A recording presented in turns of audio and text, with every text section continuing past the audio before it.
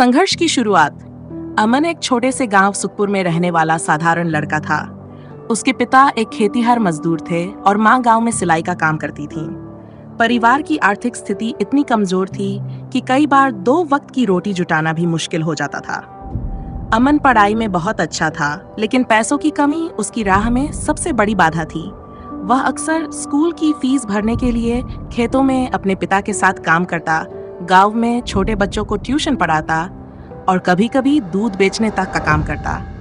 माँ, एक दिन मैं भी बड़ा आदमी बनूंगा, हम गरीबी से बाहर निकलेंगे, वह अक्सर अपनी माँ से कहता और माँ उसे प्यार से देख मुस्कुरा देती। लेकिन हालात आसान नहीं थे।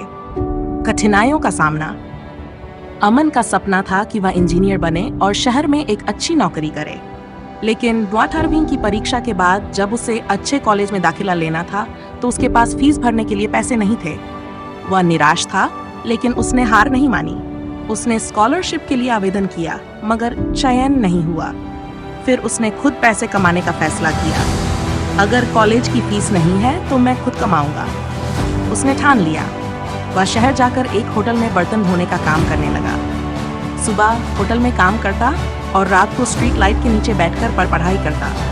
कई बार उसे भूखे पेट सोना पड़ता, लेकिन उसने कभी शिकायत नहीं की। एक दिन होटल के मालिक ने उसे देखा और पूछा, तुम इतनी मेहनत क्यों कर रहे हो?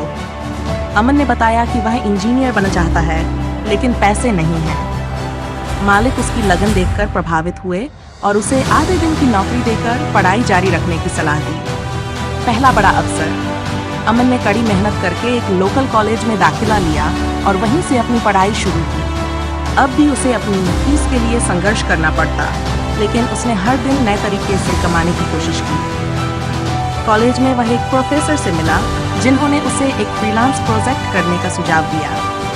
ये एक ऑनलाइन जॉब थी जिसमें अमन को छोटे तकनीकी काम करने होते थे। धीरे धीरे अमन को इसमें मजा आने लगा। उसने प्रोग्रामिंग और वेब डेवलपमेंट सीखना शुरू कर दिया। कुछ महीनों में उसने अपनी पहली फ्रीलांस कमाई की 1000 रुपये।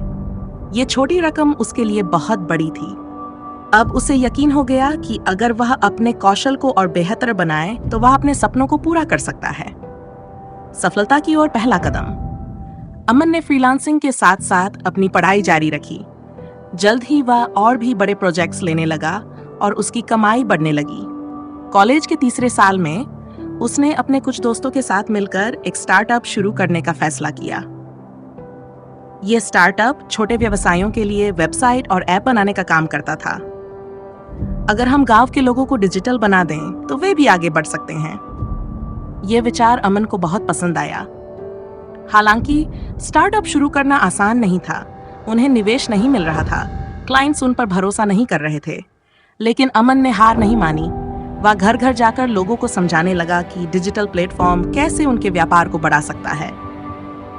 कुछ छोटे दुकानदारों ने उसकी बात मानी और वेबसाइट बनवाने के लिए तैयार हुए।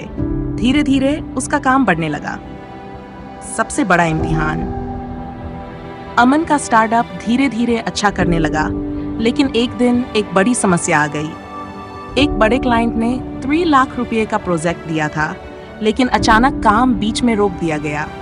टीम के पास पैसे नहीं बचे थे और कुछ लोगों ने स्टार्टअप छोड़ दिया। अमन फिर से अकेला पड़ गया। क्या मैं फिर से हार जाऊंगा?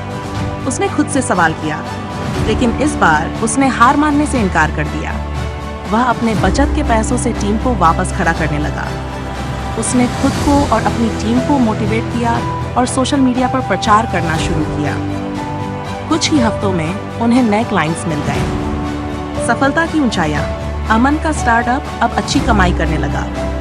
उसकी कंपनी गांवों और छोटे व्यापारियों को डिजिटल बना रही थी। फिर एक दिन एक बड़ा निवेशक उसकी कंपनी में निवेश करने के लिए तैयार हुआ।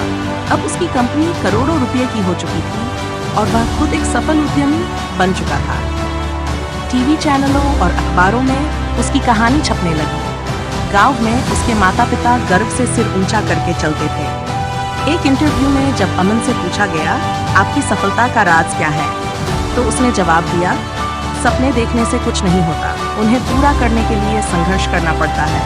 मेहनत, लगन और कभी न हार मानने का जज्बा ही असली सफलता की कुंजी है। अमन की कहानी हमें सिखाती है कि अगर इंसान के अंदर हौसला और मेहनत करने की ताकत हो तो कोई भी मुश्किल उसे रोक नहीं सकती। गरीबी, असफलता और मुश्किलें ये सब सिर्फ परीक्षाएं होती हैं। जो इनसे पार पा लेता है वही असली सफलता पाता है।